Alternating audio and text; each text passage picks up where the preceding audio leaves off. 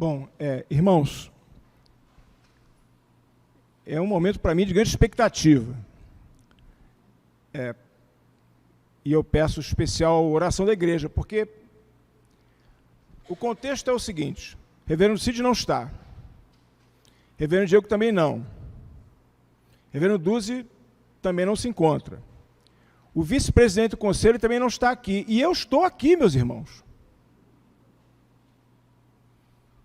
Eu acho que só isso já convida a igreja a estar numa atitude de mais intensa oração. Bom, o Reverendo Miguel está aqui, mas ele disse que eu podia fazer o que eu quisesse, então... A alegria está aqui, meus irmãos, nesse espaço de reflexão da palavra do Senhor, e eu queria falar da bênção de Deus, da bênção do Senhor. E o meu interesse, nesse momento que passaremos aqui refletindo sobre a palavra do Senhor, é dividir uma bênção que o Senhor me trouxe durante a pregação do Reverendo Miguel, no primeiro domingo aqui do mês. Eu até, viu, reverendo, trouxe aqui as anotações que fiz na oportunidade, quando o reverendo pregava, e o Espírito do Senhor falava ao meu coração. Depois eu tive oportunidade de arrumá-las, digamos assim, de maneira mais ordenada. Mas eu queria compartilhar com a igreja aquilo que o Espírito do Senhor falou no coração, ao meu coração, meu domingo desse mês. E eu peço que a igreja, então, abra a palavra do Senhor lá no texto de Marcos, dos versos de 35 a 41. Marcos 4, dos versos de 35 a 41, nós vamos ler depois, não agora, mas um pouco mais adiante, dos versos de 5, Marcos 5, de 1 a 3. Mas, primeiramente, esse trecho, Marcos 4, de 35 a 41. Vamos fazer a leitura do texto? E eu queria conversar com a igreja, nesse espaço de reflexão bíblica, sobre a bênção do Senhor. Diz assim o texto do evangelista: naquele dia, sendo já tarde, disse-lhe Jesus: passemos para outra margem. E eles, despedindo a multidão, o levaram assim como estava, no barco, e outros barcos o seguiam. Ora, levantando-se grande temporal de vento, e as ondas se arremessavam contra o barco, de modo que o mesmo já estava a encher-se de água. E Jesus estava na popa, dormindo sobre o travesseiro. Eles o despertaram e lhe disseram: Mestre, não te importas que pereçamos? E ele, despertando, repreendeu o vento e disse ao mar: acalma-te, emudece. O vento se aquietou e fez-se grande bonança. Então lhes disse: por que sois assim tímidos? Como é que não tendes fé? E eles, possuídos de grande temor, diziam uns aos outros: quem é este que até o vento e o mar lhe obedecem? Eu queria, meus irmãos, minha querida igreja presbiteriana de Botafogo, pensar sobre a bênção do Senhor. Mas antes queria propor uma pergunta para que você ficasse pensando, enquanto nós refletimos em conjunto sobre esse trecho, esse episódio da vida de Jesus com os seus discípulos. O texto começa com a vontade de Jesus: passemos para outra margem. Eu queria que você ficasse pensando, por que Jesus quis passar para outra margem? O que fez o mestre ter esse desejo? Qual a razão dessa vontade de deslocamento de uma margem para outra? A gente vai refletir, e o meu objetivo é, no final da reflexão, a gente buscar uma resposta para essa pergunta que agora propus para que você, junto comigo, pensasse. Meus irmãos, Jesus estava aqui no que os comentadores da Bíblia dizem, no Mar da Galileia, que também é denominado Mar de Tiberíades. A gente encontra nos evangelhos tanto o Mar da Galileia quanto o Mar de Tiberíades, ou o Lago de Genezaré. São 3 nomenclaturas, digamos assim, para esse acidente geográfico, digamos assim. Bom, nós estamos, para que a gente possa compreender de fato, de verdade, o que vai se dar doravante, num lago, na verdade. Ele é chamado de mar, mas na verdade é um lago. Inclusive hoje, se Jesus quisesse fazer passar para o outro lado da margem, talvez ele tivesse dificuldade, porque do outro lado ele talvez encontrasse árabes que estão lá vivendo perto das colinas de Golã. Então não seria, talvez hoje, alguma coisa que ele fizesse com tranquilidade. Bom, o que eu quero dizer para os irmãos é que nós estamos tratando de um lago com 22 quilômetros de comprimento, 12 quilômetros de largura e 45 metros de profundidade. Por isso, alguns chamam de mar. Aliás, esse texto é replicado em Mateus e em Lucas, onde eles chamam o mar de lago.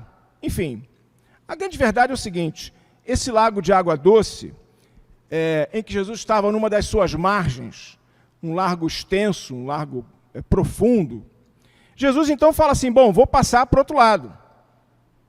Nós não podemos esquecer que Jesus tinha lá 12 apóstolos, a maioria deles eram pescadores. Jesus manifesta esse desejo, ele deseja passar para o outro lado, um lago, portanto água doce. Não era comum, meus irmãos, naquele lago subsistirem tempestades, até porque era um lago. Nós não estamos aqui, claro, como falei há pouco, tratando de um mar, especificamente falando. Mas Jesus estava num barco com pescadores, ele entra no barco e ele então sente o desejo de atravessar para outra margem. E essa dinâmica acaba acontecendo. Muito embora as tempestades não fossem frequentes, mas elas aconteciam por conta da questão do vento, que naquela região é muito intenso.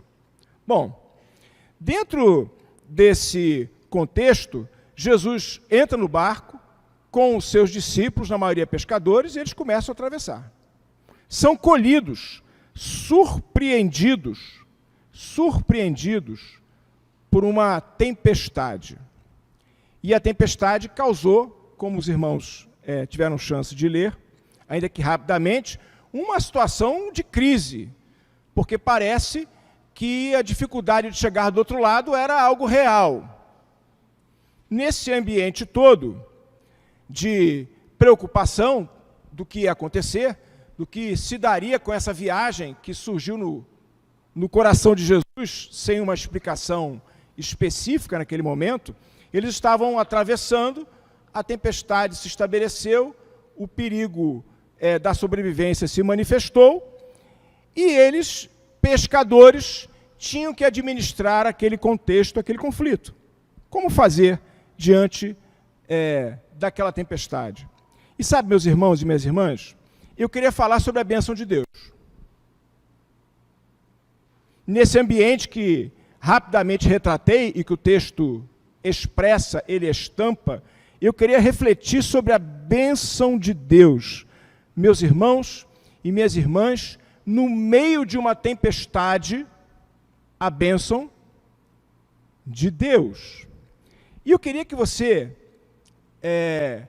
fosse comigo no verso 36. Minha irmã e meu irmão, você gosta de detalhes? Você é detalhista? Você é detalhista? O que diz o verso 36 do capítulo 4 de Marcos? Ele diz assim: e eles, despedindo a multidão, levaram, assim como estava no barco, e outros barcos o seguiam. Percebam, meus irmãos e minhas irmãs, que quando Jesus entra no barco e atravessa para outra margem, ele não estava sozinho, porque outros barcos acompanharam aquele desejo de travessia. Quantos barcos? O texto não diz. Outros barcos, possivelmente mais de um, 2, 3, o texto não nomina. Todos aqueles barcos, meus irmãos, estavam ali atravessando. Não era só o barco que estava com Jesus. Na verdade, é interessante, viu, reverendo? E é claro que o reverendo bem sabe disso, que Mateus não fala dos outros barcos, e Lucas também não. Esse é um detalhe típico de Marcos. Aquela quantidade de barcos estava atravessando, meus irmãos e minhas irmãs, e a tempestade se manifestou para todos. Para aqueles barcos que não tinham Jesus a bordo, e para aquele barco que tinha Jesus a bordo. Todos passaram pelo mesmo perigo. Todos passaram pela mesma dificuldade. Porque a tempestade, meus irmãos, ela se manifesta para quem tem Jesus no barco e para quem não tem. Quando os ventos se estabelecem, quando o mar fica encapelado, quando o risco da sobrevivência se coloca, aquele barco que tinha Jesus a bordo passou o aperto. E aqueles outros que não tinham, também. E meus irmãos e minhas irmãs, eu queria dizer para a igreja que a bênção do Senhor é uma bênção inclusiva. A bênção de Deus na minha vida e na sua vida é uma bênção que se aplica para todos que estão ao nosso redor. É interessante, se você ler o texto mais uma vez, a gente fez a leitura rápida há poucos momentos, veja que Jesus ele vai acalmar o mar. E ele acalmou o mar para todos os barcos, meus irmãos, aqueles que tinham Jesus a bordo, com os discípulos, que na verdade estavam ali meio preocupados, porque Jesus dormia, e apesar de Jesus estar a bordo, eles não estavam usufruindo daquele passageiro especial, meus irmãos, que estava ali para dar-lhes aquilo que eles estavam querendo, que era a salvação e o livramento daquele perigo que eles não sabiam administrar. Sabe, meus irmãos, a bênção do Senhor, ela se dá para aqueles que estão no barco com Jesus e para aqueles que não estão com Jesus no barco.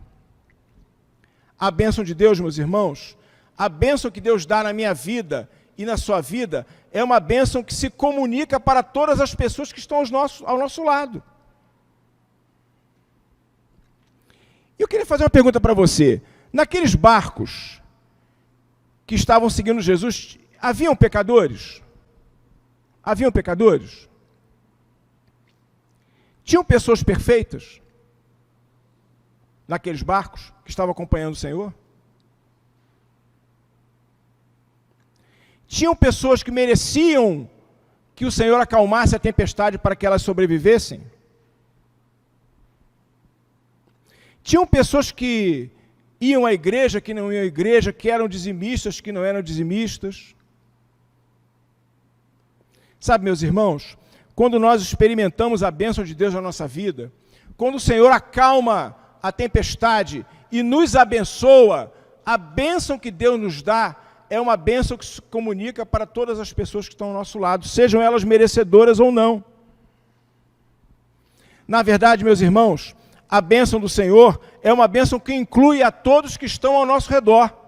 Quando nós experimentamos a bênção do Senhor e percebemos quem é que está conosco no barco, meus irmãos, essa bênção, ela se amplia, ela se comunica, ela se espalha.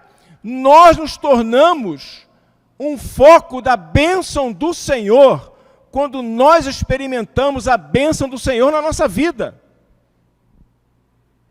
Aqueles barcos, irmãos, que não tinham Jesus a bordo, eles foram abençoados por aquele barco que tinha um Jesus que estava dormindo naquele momento, é verdade, mas que quando se deu a bênção daquele Messias que se estabeleceu e que deu a voz para que houvesse bonança, todos viveram o livramento do Senhor.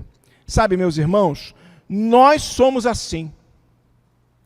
Aonde nós colocamos o nosso pé, eu queria fazer uma pergunta para você. onde você coloca o seu pé, onde a porta que a sua mão abre e você entra, você é alguém que leva a bênção do Senhor? Quando você entra em algum lugar, meu irmão e minha irmã, quando você coloca o pé no seu trabalho, na faculdade, na sua casa, você promove paz, você acalma tempestades ou você provoca, meus irmãos, a tempestade? Meus irmãos, o povo de Deus que experimenta a bênção do Senhor é aquele povo que comunica a bênção de Deus. Vai dizer Isaías: quão formosos são sobre os montes os pés que anuncia as boas novas, que faz ouvir a paz, que faz ouvir a salvação.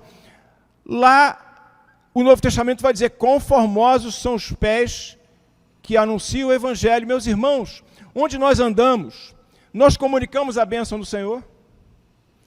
Sabe, meu presbítero Célio, reverendo Miguel, nós tanto precisamos hoje de um povo que, por onde ande, promova a paz, promova a concórdia, traga o amor de Cristo. Nós encontramos tanta gente falando de ódio. Aliás, Nelson Mandela dizia, né? Uma criança, quando nasce, ela não nasce odiando a outra criança. Ela, quando chega a ser adulta, passa a odiar o outro porque ela foi ensinada a odiar o seu semelhante.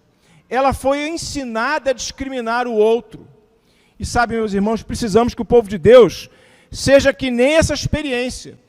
Que quando nós nos apercebemos que o Senhor está conosco no barco, que esta bênção, ela se comunique, meus irmãos, para os demais barcos que estão conosco na tempestade. É preciso, meus irmãos, que a igreja seja uma usina de paz, seja uma usina de misericórdia, seja uma usina que diga: olha, o Senhor me abençoou, e essa bênção deve ser comunicada pelo simples fato de eu estar aqui. Ah, meus irmãos, a bênção do Senhor, ela é inclusiva. Sejam as pessoas merecedoras ou não. Quem é que estava no barco? Eram pecadores? Eram justos? Não importa. A bênção do Senhor, meus irmãos, chega a todos nós. Chega a todos nós. É importante que nós tenhamos a percepção dessa realidade. Mas a bênção do Senhor também, meus irmãos, é uma bênção surpreendente. Vocês perceberam que os discípulos chegaram para Jesus e falam assim: bom, Senhor, não te importa que pereçamos? Jesus estava dormindo, não é isso? E o discípulo falou assim: Senhor, você não está percebendo o que está acontecendo? Você não está ligando para essa dificuldade?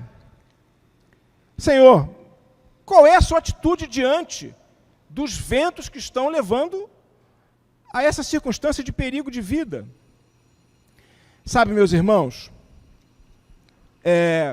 eu fico pensando o seguinte: quando os nossos queridos marinheiros, pescadores, não é? Homens que conhecem o mar, homens que estavam ali acostumados naquele lago a pescar, conheciam o que estava acontecendo. Quando aqueles homens pedem ajuda para aquele que era o filho do carpinteiro, realmente o problema é difícil. Você concorda?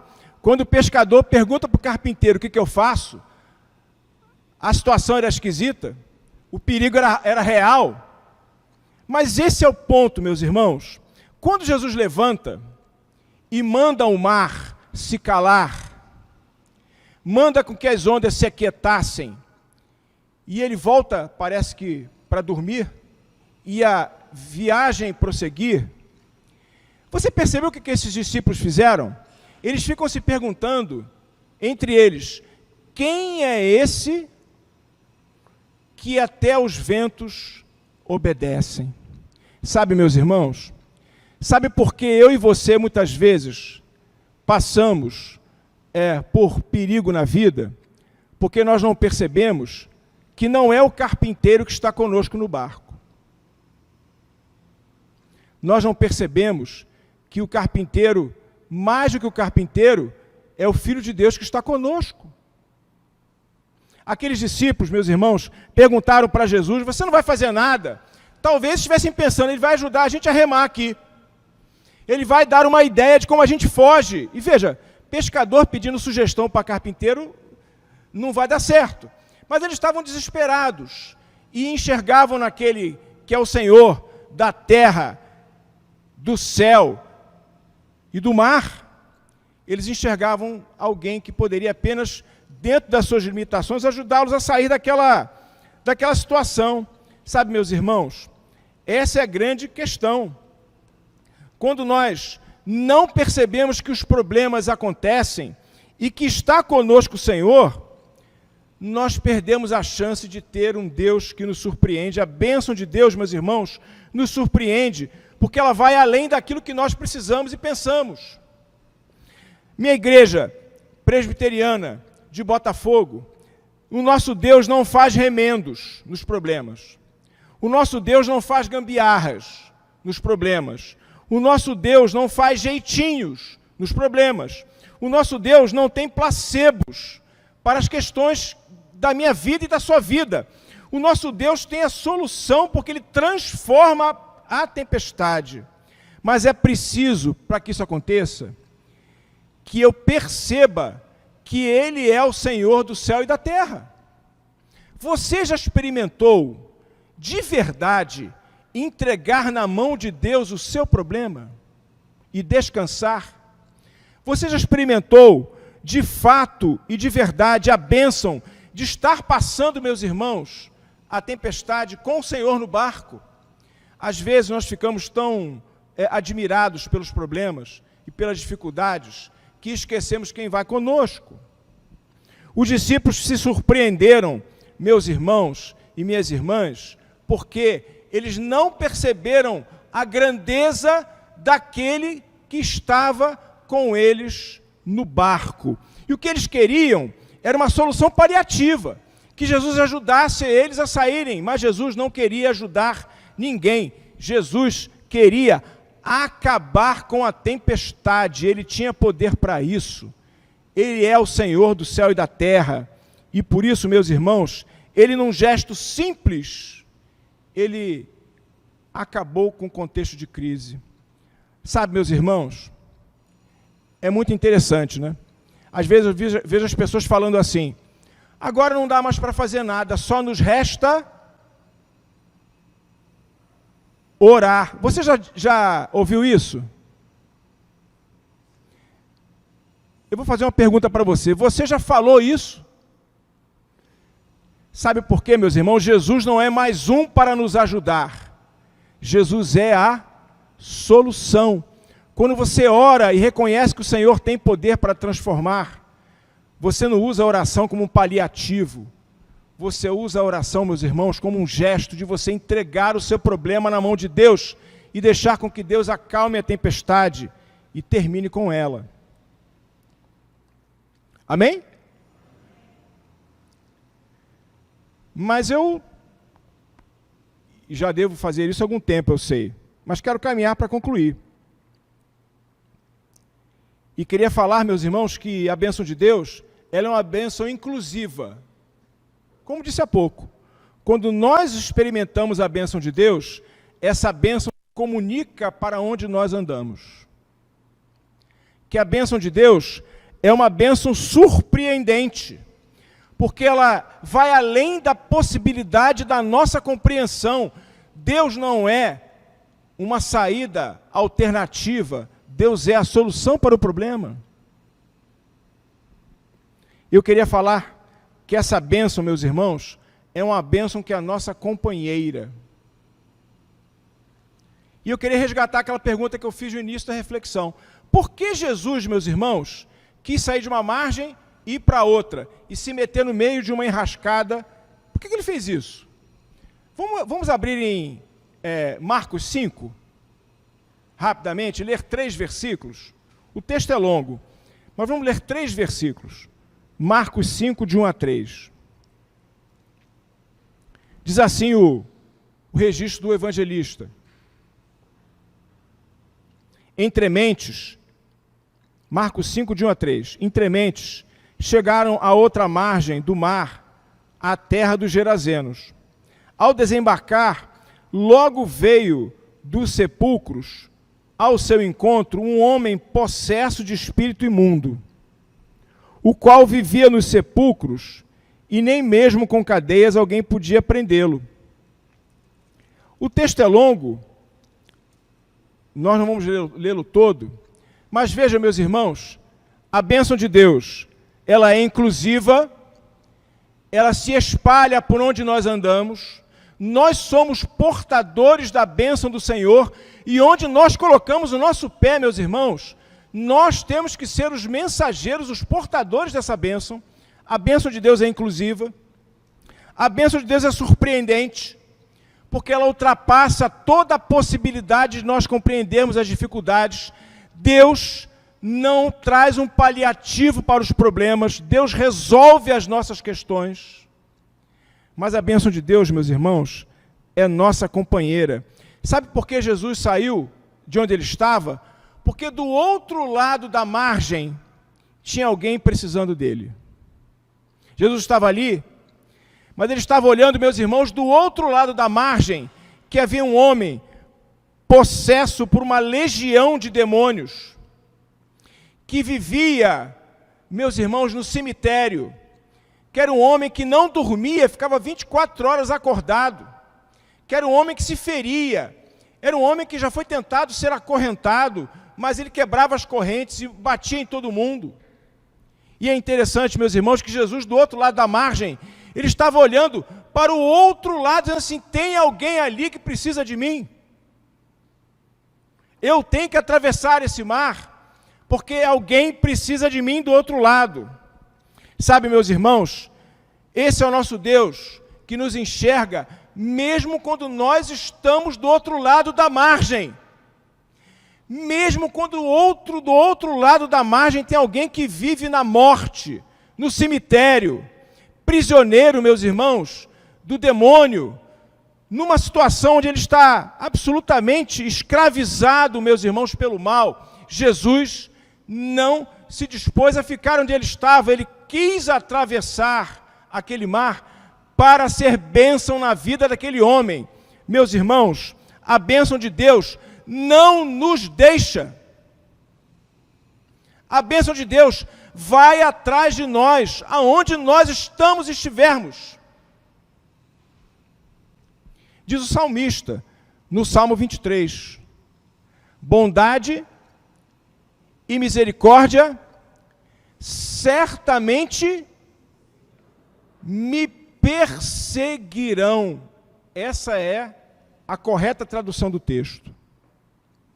A bondade do Senhor, meus irmãos, a bênção do Senhor, ela nos persegue. A bondade do Senhor, ela nos persegue. A misericórdia do Senhor vai atrás de nós. E sabe de uma coisa, minha igreja?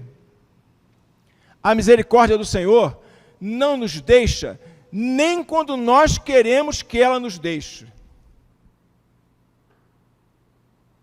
Porque mesmo quando nós estamos em pecado, Deus está do nosso lado com a mão estendida, dizendo assim, olha, se arrepende, reconhece o pecado, eu estou aqui. Foi essa mão, meus irmãos, que aquele ladrão na cruz conheceu, naquele seu momento derradeiro de vida. O Messias estava ali com ele, mas Jesus não perdeu a chance daquele momento de salvar mais uma pessoa. Meus irmãos, a bênção do Senhor vai atrás de nós. Amém. Com o nosso pecado, com as nossas dificuldades, Deus está de um lado da margem, mas Ele está nos enxergando, porque o amor de Deus, meus irmãos, jamais nos abandona. A bondade e a misericórdia do Senhor nos perseguem. Por isso, meus irmãos, nesse domingo, eu queria que você refletisse sobre a bênção de Deus. na palavra que chega nesse momento para mim e para você. Perceba que você tem que ser bênção aonde você coloca o seu pé. Porque o seu barco já está salvo. Tem muitos barcos, meus irmãos, que estão na tempestade da vida, perdidos e sem Jesus. Onde nós colocamos o nosso pé, que nós sejamos, meus irmãos, veículos dessa bênção que inclui as pessoas, porque ama os pecadores.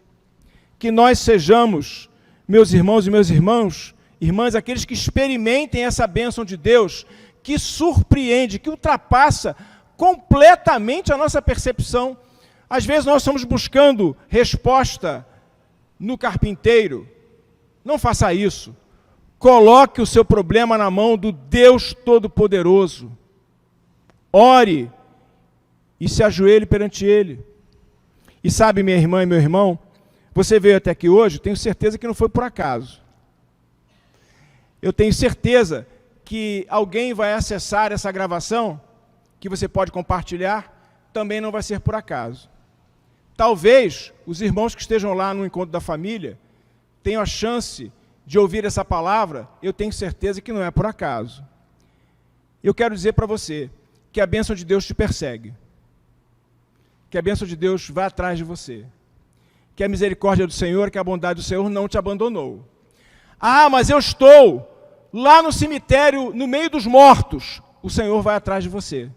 Ele sai da margem e vai para outra margem, porque Ele jamais deixou de ver onde você está. E por isso a misericórdia do Senhor nos persegue. E sabe, meus irmãos e minhas irmãs, para concluir, finalmente, eu quero dizer que o testemunho de que a bênção do Senhor nos persegue está na mesa.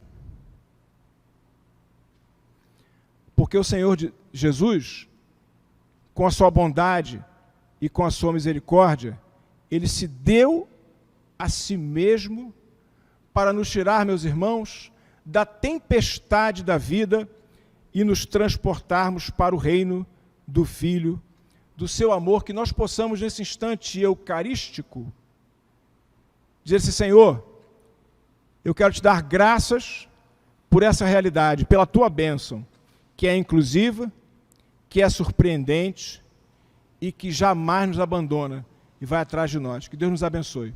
Amém, meus irmãos.